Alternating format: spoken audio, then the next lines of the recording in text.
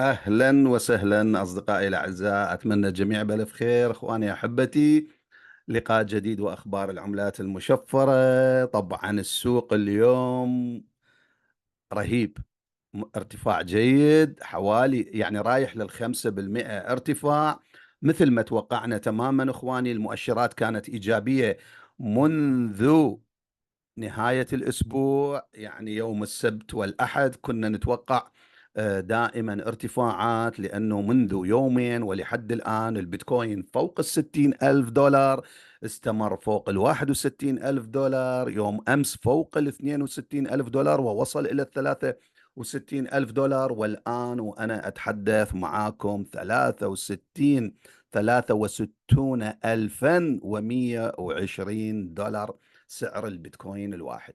البيتكوين رائع جدا، كما قلنا بداية أسبوع قوية جدا، تراكمات، دخول أموال إلى البيتكوين، ارتفاع برأس المال، تأثيرات جيدة جدا.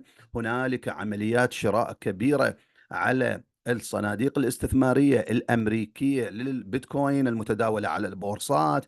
أخبار رائعة جدا، وإحنا مستمرين أخواني، بوستات على مدار الساعة، أول بأول، عواجل على حسابنا على منصة إكس. وأنا دائما أطلب من أصدقائي المتابعين الكرام أن يعملوا فلو على حسابنا على منصة إكس. هذه المعلومات اللي إحنا راح يعني نتحدث بها بتفصيل بسيط، يعني ومركز، هي موجودة، ناشرينها احنا على منصة اكس لنخبركم ماذا يحصل اول باول.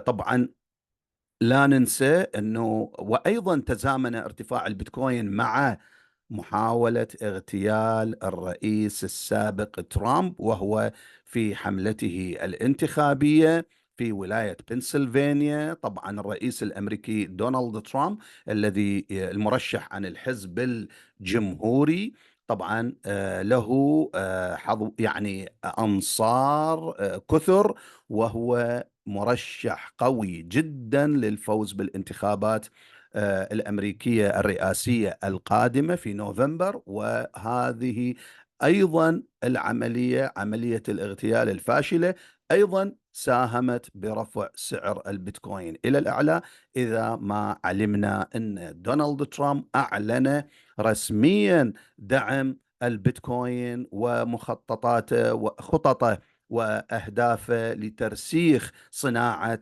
التشفير في الولايات المتحدة الأمريكية، وأيضا تطوير صناعة التعدين ودعم تكنولوجيا البلوك تشين. وهذا شيء أيضا كبير، بالتأكيد دعم ارتفاع البيتكوين. إذن ارتفاع البيتكوين هنالك أسباب عديدة، احنا تحدثنا بالفيديو السابق عنها، والآن لا بأس أن نذكر بها. نذهب إلى سوق العملات المشفرة ونستكمل حديثنا.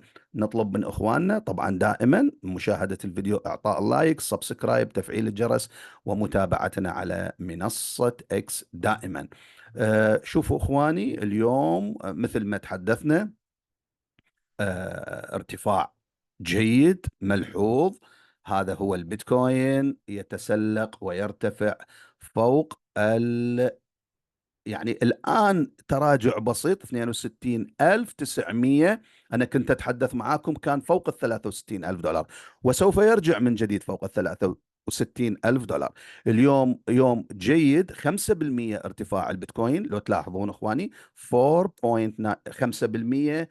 بالفعل 5%، 5% الآن، يلامس 63 ألف دولار البيتكوين، بعد أن كنا يوم أمس في مستوى 60,000 دولار. يعني منذ يوم أمس إلى اليوم 3,000 دولار للبيتكوين. يعني لو نلاحظ قبل 3 أيام، يعني قبل الويك إند، قبل الويك إند أو 8/7 من هذا الشهر، كان البيتكوين 55,000 دولار. كان البيتكوين 55,000 دولار، يعني حوالي 8,000 دولار بالبيتكوين الواحد ربح وارتفاع خلال أيام أقل من أسبوع. طبعا احنا ذكرنا انه المانيا باعت خزينها من البيتكوين على ال 55 الف دولار، والبيتكوين الان 63 الف دولار. يعني هذا هو البيتكوين، هذه هي قوة البيتكوين. لم تؤثر كثيرا مبيعات ألمانيا للبيتكوين، اللي هي كانت حوالي 40، أكثر من 40 ألف بيتكوين بفترة وجيزة جدا. ولكن كما قلنا، والله راجعوا فيديوهاتنا السابقة، قلنا لكم يا أخواني ستمتص الحيتان والمؤسسات الاستثمارية العملاقة ستبتلع كل ما تبيعه الحكومة الألمانية، لأن الطلب مستمر ومتزايد على البيتكوين.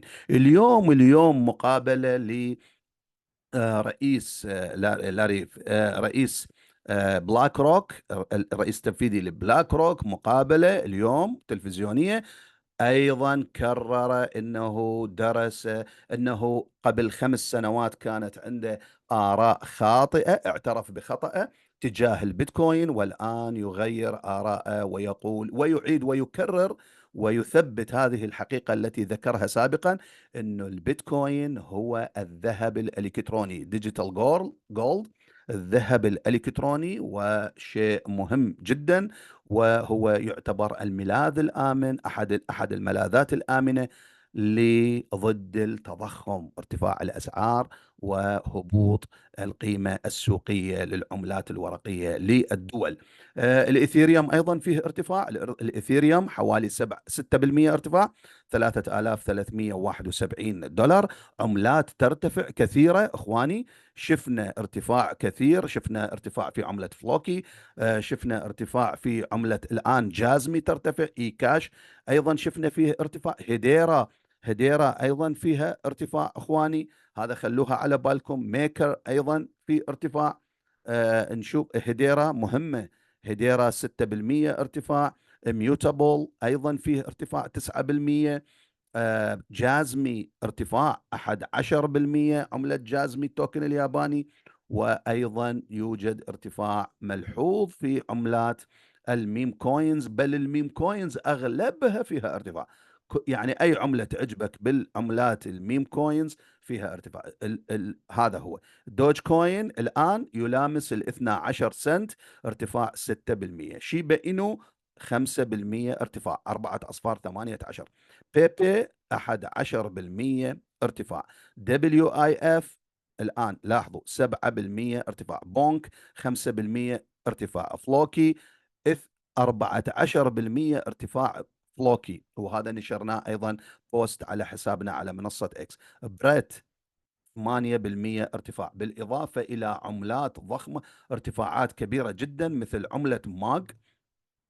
هذه احنا دائما نذكر عملة موغ، لاحظوا اخواني 14% ارتفاع عملة موغ. هابي ايضا، هابي شفنا بها ارتفاع جيد 30% يا اخواني. هابي 30% ارتفاع، 3 أصفار 1 2. وايضا توجد ارتفاع في عملة بوب، عملة بوب ايضا شفت فيها ارتفاع جيد. الأخضر بوب 16% ارتفاع، 4 أصفار 3 5. للأخوان اللي يسألون عن العملات الميم كوينز، ما هي المشاريع المفضلة جيدة، أنا أرجو أن تتابعون قناتنا أخواني. إحنا أي عملة نضعها بالثمنيل ونتحدث عنها، هذه عملة تعتبر جيدة. يعني أتمنى أن تتابعون هذه الحالة. طبعا احنا قلنا أنه البيتكوين مستمر في الارتفاع، وهذا بسبب طلب والشراء. دائما التجارة أخواني، أساس التجارة هو العرض والطلب. لاحظوا أخواني، هذا الخبر نشرناه قبل حوالي أكثر من نصف ساعة. اليوم ماندي، اليوم يوم كبير، بداية أسبوع الحقيقة قوية للبيتكوين. لاحظوا حجم تداول ضخم لصناديق المؤشرات المتداولة للبيتكوين، بيتكوين اي تي افس الأمريكية اخواني على البورصات. لاحظوا حجم تداول كبير اليوم، بداية قوية. والاي بي اي تي هذا اخواني لاحظوا الصندوق الاستثماري للبيتكوين اي تي اف ضمن المراكز العشرة الاولى من جميع صناديق المؤشرات المتداولة في الولايات المتحدة الامريكية على البورصات، مع 173 مليون دولار يعني انفلوز اعتبارا من الساعة 10 صباحا، يعني مع بداية افتتاح البورصة. لاحظوا اخواني، اي شيرز بيتكوين تراست الآن موجود من ضمن أول عشر صناديق استثمارية آه، على البورصات.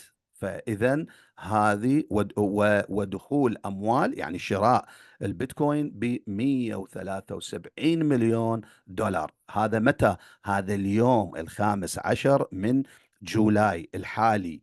لاحظوا إخواني، أنا نشرت أيضا بوست على عمليات آه، الشراء. لاحظوا إخواني، هذا في لحد يوم الثاني عشر من جولاي، يعني من يوم 5 جولاي، 8، 9، 10، 11، 12، واليوم 15 من جولاي، شراء مستمر ودخول أموال كبيرة على الصناديق الاستثمارية الفورية للبيتكوين. التدفقات اليومية لصناديق البيتكوين الاستثمارية بيتكوين اي تي افس الأمريكية في يوليو الحالي. لاحظوا اخواني، هذا اللون الاخضر كلها ملايين الدولارات. انا قلت لكم يوم الثاني عشر من جولاي كان تدفقات ب 310 مليون دولار. بلاك روك تشتري بقوة. لاحظوا اخواني، 310 مليون دولار يوم الثاني عشر. اليوم لحد الآن الساعة 11:30 توقيت صباحا توقيت الولايات المتحدة الأمريكية، والتدفقات المالية بكم؟ ب 172 مليون دولار. إذا عند نهاية اليوم 173 مليون دولار اعتبارا من الساعة 10 صباحا. حتى نهاية اليوم لا نعرف كم تدفقات ستدخل على البيتكوين. إذا هذا هو البيتكوين. البيتكوين يرفع معاه أغلب العملات في السوق. الآن أمامكم هذا هو البيتكوين إخواني، 63 ألف دولار.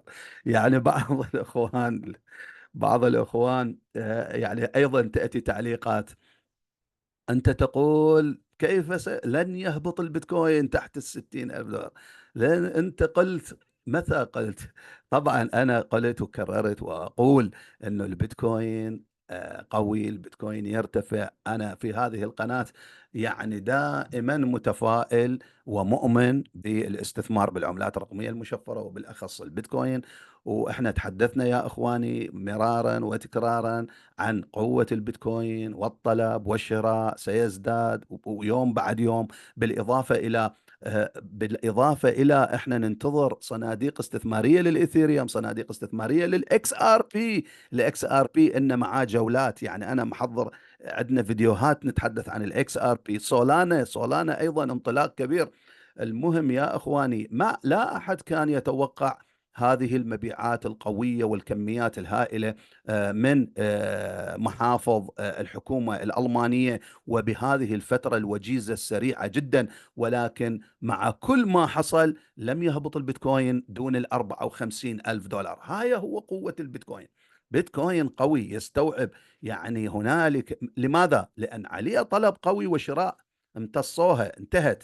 بعد الآن مات جوكس إذا تبدأ، احنا أيضا ننتظر 16 مليار دولار كاش. يعني مات جوكس إذا توزع ترجع للعملاء الخسرانين والدائنين، سترجع لهم أموالهم بالبيتكوين والبيتكوين كاش. ولا أعتقد أنهم سيبيعون البيتكوين، ما يبيعوا. ممكن يبيعون كميات قليلة لاسترجاع بعض الأموال والأرباح، ولكن سيحتفظون بأغلب البيتكوين. أما اف تي اكس فسترجع بالكاش، ان كاش، يعني القرار المحكمة بالنقد سترجع. طبعا كيف بالنقد؟ أكيد هي ستبيع مخزونها من البيتكوين، أو تشتري بيتكوين وتبيعه وتعطي كاش للحسابات، ومرة ثانية سيرجع الكاش يشتري بيتكوين وسيبقى يرتفع البيتكوين. عموما حبيت أن أذكر مرة ثانية، لا بأس أن نذكر بهذا الموضوع، أنه إحنا عندنا بعد أسبوعين ويومين، يعني حوالي 16 يوم من الآن عندنا يوم 31 من جولاي القادم.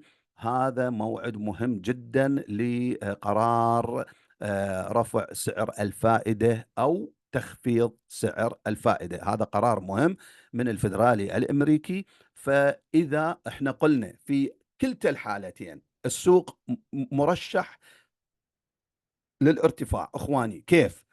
اذا اذا ما قال السيد جيريمي باول انه البيتكوين سعر الفائده الفيدرالي الاحتياطي الفيدرالي الامريكي سيخفض سعر الفائده، سيطير السوق الى الاعلى، سيطير السوق وممكن نشاهد اعلى اسعار للبيتكوين منذ انشائه. وإذا ما أجل أبقى سعر الفائدة على ما هو عليه، فستتأجل إلى الاجتماع القادم. الاجتماع القادم متى؟ لاحظوا إخواني، متى الاجتماع القادم؟ الاجتماع القادم اللي هو سيأتي بعد 31 من أغسطس الحالي يكون 18 من سبتمبر. إذن سيرتاح السوق لمدة شهر كامل من عملية الترقب والتحسب والانتظار ل يعني قرارات الاحتياطي الفيدرالي الأمريكي. وإذا ما دام السوق سيرتاح، إذا السوق سينطلق ويرتفع إلى الأعلى. وماذا قال جي بي مورغان؟ أوغست.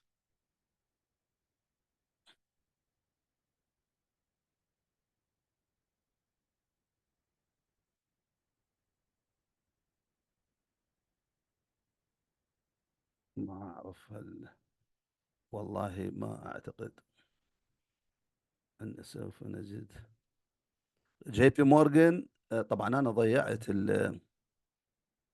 آه،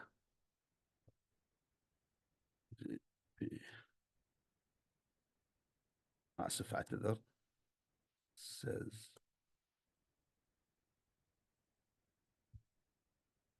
coin market.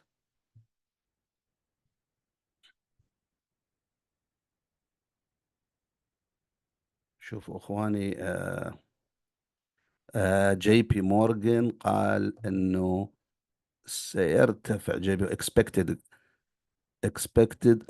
بالفعل beginning on August. شوفوا اخواني، جي بي مورغان توقع انه الكريبتو ماركت سوف ينطلق في اوغست القادم، في اوغست القادم. إذن هذا مؤشر قوي جدا أنه الشهر القادم سيكون شهر مميز وقوي جدا، ونشاهد فيه الارتفاعات. مرة ثانية أتمنى للجميع الاستثمارات ناجحة إن شاء الله. السوق أخضر، السوق فيه ارتفاعات. هذا هو البيتكوين لمن يشكك، هذا هو البيتكوين فوق 63 ألف دولار. ارتفاع جيد، بداية أسبوع جيدة إن شاء الله. تابعونا إخواني على منصة إكس، وإن شاء الله إحنا معكم أول بأول. ترقبوا فيديونا القادم. مع السلامة أحبتي.